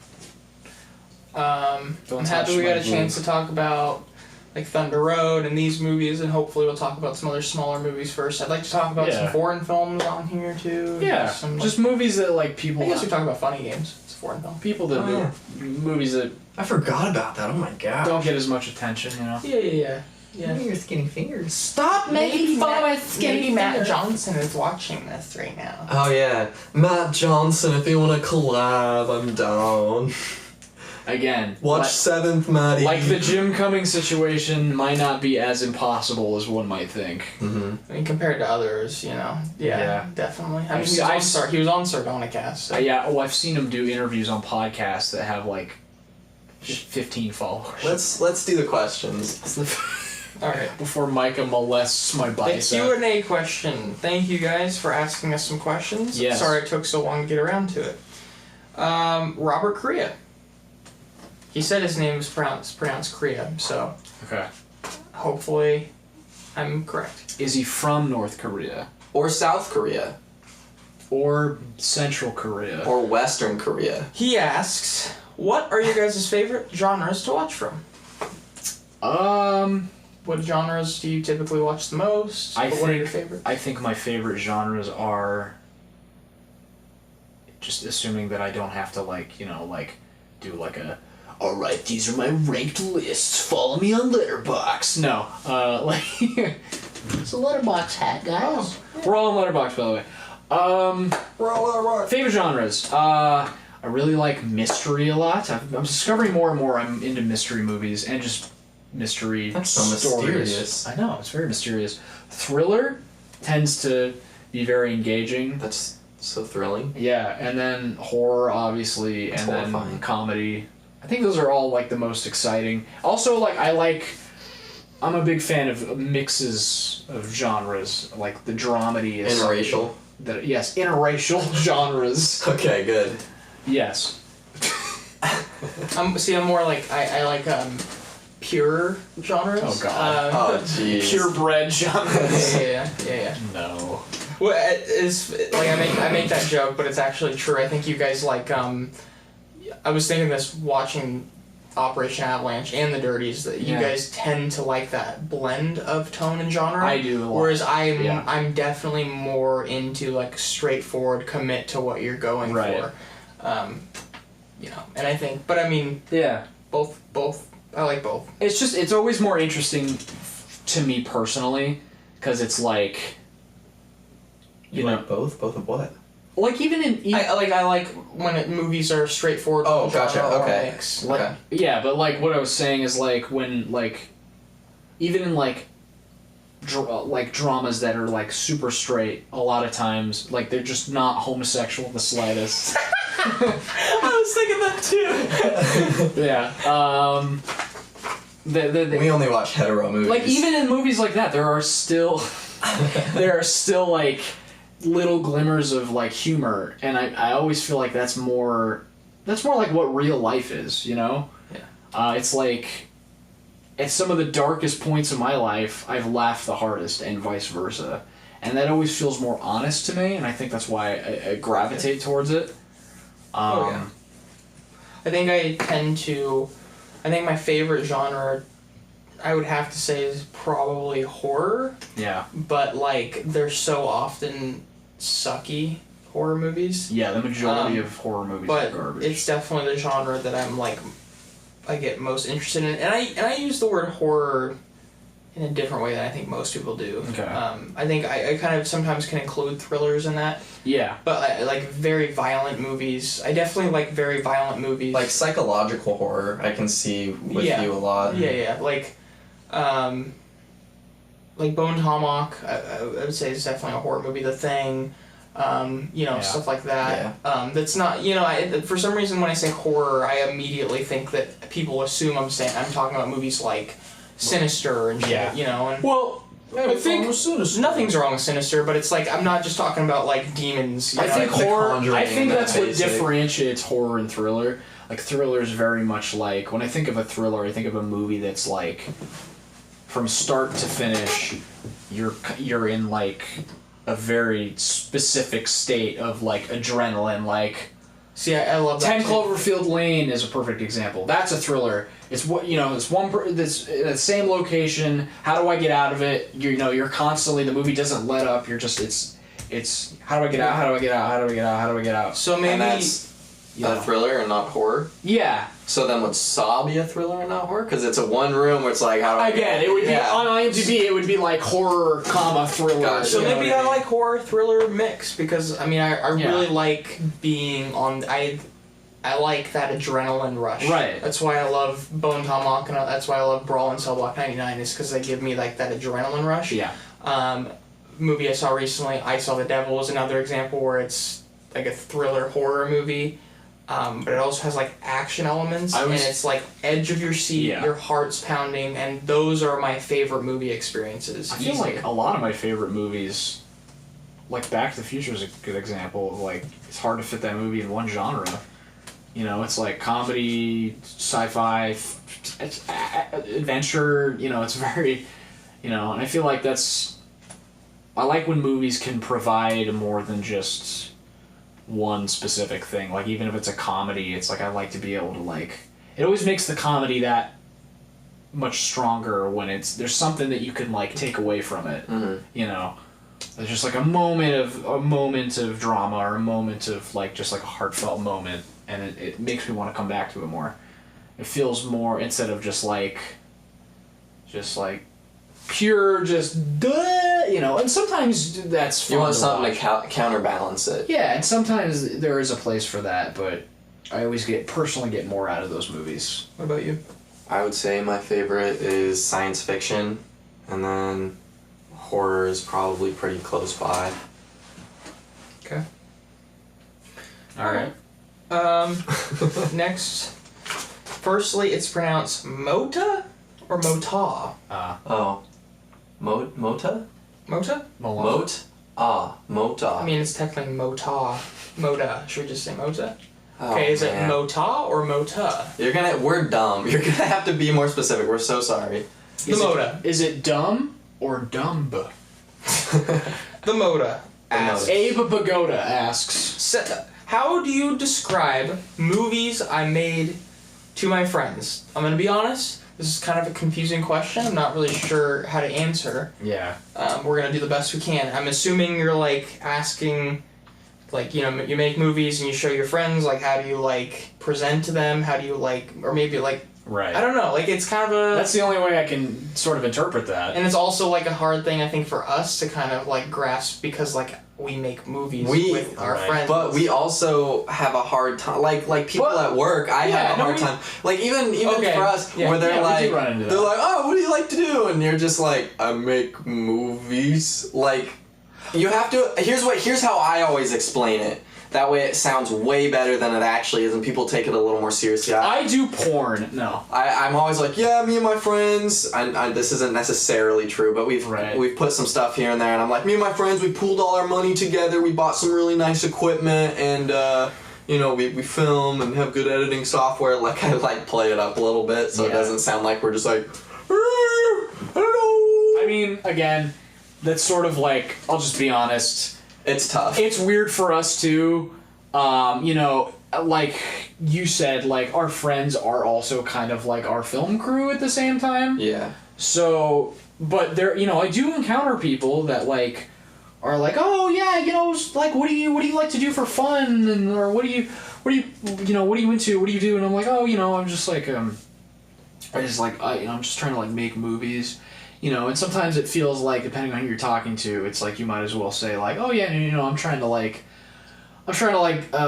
build the Great Wall of China. I'm trying to. Well, what was interesting when Gage first told me, when I first started working at the Majestic, and he told me that he like made movies and stuff, I literally was, and they were on YouTube. I was envisioning in my mind he and his buddies being like, wow, and then I saw it and I was like, oh shit, this is really high quality. Mm-hmm. Like, damn. So I was also one of those people that was just like, oh, they make movies. Even though I at the same time wanted to make movies, I was like in the mindset, oh, I can't at this state, because I'm only 17 or whatever. I think it's like this for any art form, because there's just that classic stigma of like, there's a classic stigma. Right. Okay. Yeah. All right. I see. I concur. I do. So stupid. There's just a classic stigma of, Audio people are gonna be confused as fuck. Oh, you do like art things? Oh, you're probably like, you're dreaming, and you get a more realistic career path. Which Micah knows a little something about that. Yeah, okay. I can. I'm not gonna say a name, but one of my ex-girlfriends was like that, and she's never gonna watch this, so I don't even care. Yeah. She's like, you need to get a better job. You need to. Make a mark. Why? Just in case. No, fuck you. All right, fine. No fucking marks in this shit. She ain't watching this. One day when I'm famous, maybe. I'm not gonna be famous. Good luck, Micah. Don't say it and warn you. One thing that does frustrate me a lot, though, is people will use that against you. Like, have nothing to do with anything you're talking about. Like, could just be having a random argument, and people have legit been like, well, at least I don't make shitty-ass movies on YouTube. And I'm like, what does that have to do with fucking anything? It's happened, like, a few times. I will say, I think I've told you guys this before, that I kind of just stopped telling people. Yeah. I do video production because it sounds a little bit more like... I've noticed recently when people... Like, I don't know, sometimes people ask me, like, what I've been up to and stuff. And where I used to kind of be like, oh, just working on our movies and stuff, I'll just be like, nothing. It's not so much that you're embarrassed, it's just like, it's not relatable to most people. And I feel like it does I feel like a certain stigma. But also, even if they're like... like... to come out as filmmakers. Because you know that every single time that you say that, oh, I make movies, the reaction's always going to be like, oh wow! Either eyebrow raising or eyebrow lowering. Well, it's not gonna be like, oh, that's cool. It's like, oh wow, that's really interesting. Wow. So it's like, even when you're in certain circumstances where you don't really want to have a bunch of attention on you, it's a little like. And I never feel, it never ever feels like. I mean, rare occasions when you talk about this stuff with people that they even remotely understand it, and it's not like it's not. That's what I mean by relatable. Yeah, it's like not people even don't get it fully. It's not like we're on this high horse or anything. Like we're smarter or anything. It's just like there's just something there when you say that you make movies or something. It's like no matter how well you articulate yourself, it's not gonna click. Right. And they'll ask questions and you'll give answers and it's just like there's just a emptiness you see when you're talking to them. They just don't. Right. There have been a couple of times where I brought it up. Now that I'm saying it, it's because it's someone I was talking to who's also into that. Right. Where they were like, "Oh fuck, that's cool. What kind of genres do you do?" And you're like, that happens like so rarely. And when it does, then you end up being like lifelong friends with that person, and then eventually you do a podcast together. Yeah. And that's exactly how me and Keith became friends. Because we've known each other since, 7th, 8th grade. And I remember... Same here. I remember it was like, what do you... No, you came new. But anyway. I met him when I was 17. Really? Hmm? Oh, wow. Yeah, it's been 3 years. God damn.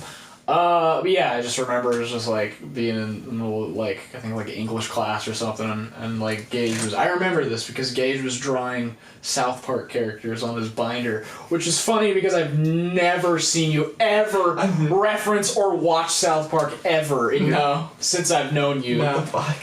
Because I was in a phase where I drew cartoon characters. Yeah, and I was like, oh yeah, I was just making conversations. I think we were friends because we made each other laugh, and it was just kind of like, oh, what do you like to do for fun? And the second he was like, it's just, and I'm really into movies and stuff, I was immediately like, Do you want to fuck? Yeah. No. 13 years old. I was like, do you want to procreate? No, I was like, I found another one. Yeah. But yeah, so just, I don't know. I guess to sum up, we're not good at it either.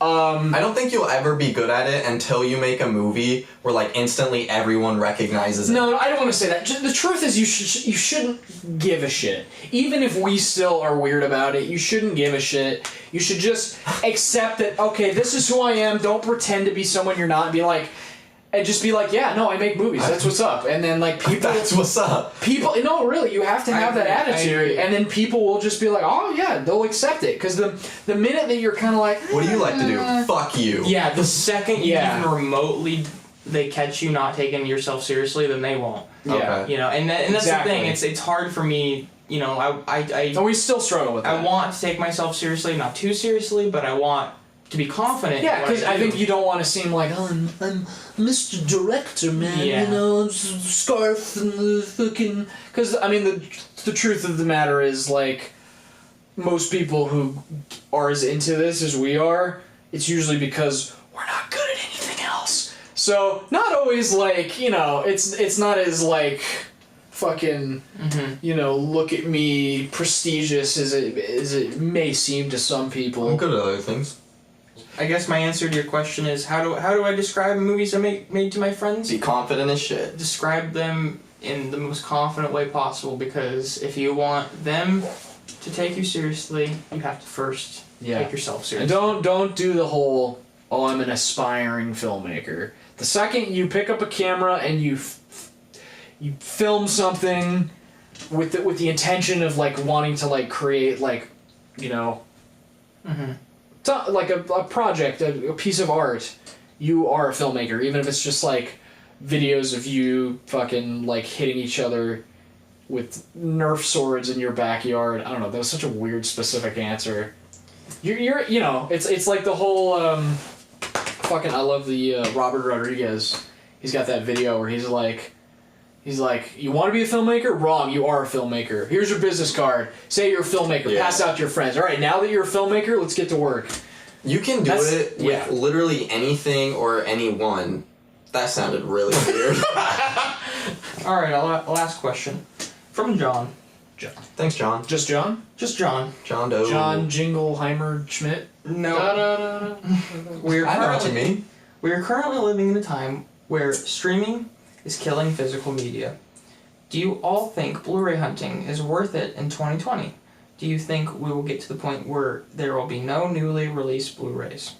I feel very strongly about this because I do think there is a you should Blu-ray hunt if you're into movies and want to have all these movies at your fingertips, because I mean, I don't want to go into what if mode, but if your certain favorite streaming device suddenly goes bankrupt and no longer exists, and they had an original on theirs and, you know, it's gone, or, you know, your internet is suddenly down for some odd reason, and you can't watch movies because you're like, oh, I'm just going to go all streaming. You know, I would rather have all those physical copies at my fingertips. Especially, this is an example for, I mean, we have like 5 people at our house, and our internet's very slow, so streaming something is like one person at a time. So if I have the physical copy, it just helps a lot. And if the end of the world comes, anybody who wants to watch a movie is probably coming to us. Yeah. I don't think they'll stop making Blu-rays. I think all three of us like, even if they do stop making Blu-rays, I think, I mean, I personally just like getting a physical, you know, because they used to do this way more, but now they don't, because I don't know if you notice, like most Blu-ray menus nowadays are like pretty similar, almost to a fault. And like back then, like actual like menu art was actually like a unique thing. Like you know, I think the certain copies of Memento on DVD do this. where it's like very like part of the story and part of the identity of the movie, and it's kind of a cool experience. It's like buying a record. Mm-hmm. You know, you get you see what the cover looks like, you get to see what the menus look like, the disc and the art and maybe the extra stuff that comes with it. And I just sometimes a comic book. My Sonic the Hedgehog Blu-ray came with a comic book. Yeah, I mean, and I think that's sort of that's just such a unique experience that you don't get on streaming. You also can't share movies, borrow movies back and forth, because, you know, one of your friends may want to see a movie, you know, one of you has a certain streaming service, the other one doesn't, and then it's all complicated. Oh, you can get my pass. Or you could just get together, bring a copy, and, you know, all is well. I mean, do I think less and less people are buying Blu-rays? Of course, but I think the people that do care about them are still buying them. And I also think, like, again, a lot like the movie theater thing, I think for the people who really care, and like the manufacturers of like I can't see Criterion going anywhere anytime soon. I think they're gonna keep doing like physical releases until like they literally can't, because you can't find the resources to anymore. And like, you know, certain other companies like Laugh or Scream Factory, you know, very very special like release movies. Battery's dying. But yeah, No. I think that answered your question. Yeah, I do think it's definitely still worth it to buy Blu-rays in 2020. I know I'm still buying them, and Although I do see myself when I buy a new movie, instead of, you know, popping the disc in, I'll just download the digital code and then just like watch it on like my laptop. Well, yeah, you can have both. It gives you options. So. Yeah, but I've noticed I have been more like spoiled with just like being able to just like. I get that. And I prefer Blu-ray over 4K just because 4K selection isn't quite as grand as Blu-rays. Blu-rays seems to have like everything. It's getting there. Yeah, I'm worried I'm gonna have all these Blu-ray movies and 4K is just gonna take over. I'm gonna be like, no, I'm not up to date. Yeah, we'll see. Thanks for all your questions. Feel free to ask more for the next one. Hopefully, I don't think it'll take us as long to do another podcast now that we're kind of getting settled in this new area. Yeah. But yeah, camera's about to die. Go follow us on everything. All of our Letterboxd things, and don't forget to subscribe on YouTube, and to follow on Twitter, and follow on Instagram. And also, we are available on Apple Music, Spotify, and Anchor, and a bunch of other stuff. And buy Kyle's Jew merch. I don't have Jew merch. Also, You I'm not wait. Jewish. You I was don't? raised Catholic. Although, my nose speaks a different story. Bum bum. Bum bum bum bum bum. Tune in next week for the answers. The answer, the 23andMe test. We're gonna do that for an episode. We're gonna find out for sure. I'm kind of curious now. Sometimes I'm like, I don't know. If you want to donate money to Kyle's 23andMe To test, figure out if I'm to figure out if he's really Jewish, if you guys want answers. He only takes change. Oh my god.